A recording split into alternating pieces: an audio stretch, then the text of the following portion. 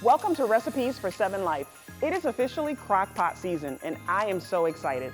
Today we are making a crock-pot clam chowder. I'm so excited.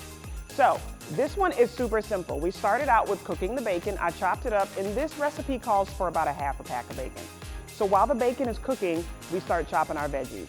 I put garlic and celery in mine. Now, if you want to add onion, any other vegetable that you want to add, some people add carrots, feel free to do that. But for my recipe, we like garlic and celery in my house. After that, took about 4 potatoes, washed them, peeled them, cubed them, added those in. Then we take our clams. This called for about 2 cans of clams, poured the juice off. If they're a little bigger, you can chop them down a little bit. Mine were baby clams, dumped those in. After the clams, we saved the juice and then went back, got our bacon, threw that in the crock pot with everything. Then we start to season.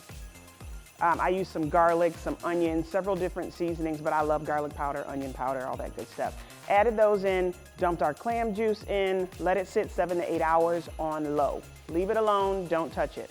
Right before it's done, you take your bread bowl from our local Tops, cut it open, and then when the soup is just about done, you dump in 2 cups of half and half with 2 teaspoons of cornstarch. Mix that in, give it 30 more minutes on low, voila. You dump this baby into your bread bowl. I promise you, your family will love it. You sprinkle a little bacon on top, they will love you forever.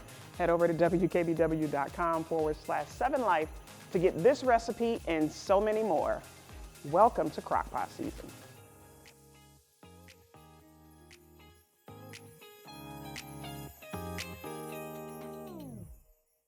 Recipes for 7 Life would like to thank Cloves Mentor.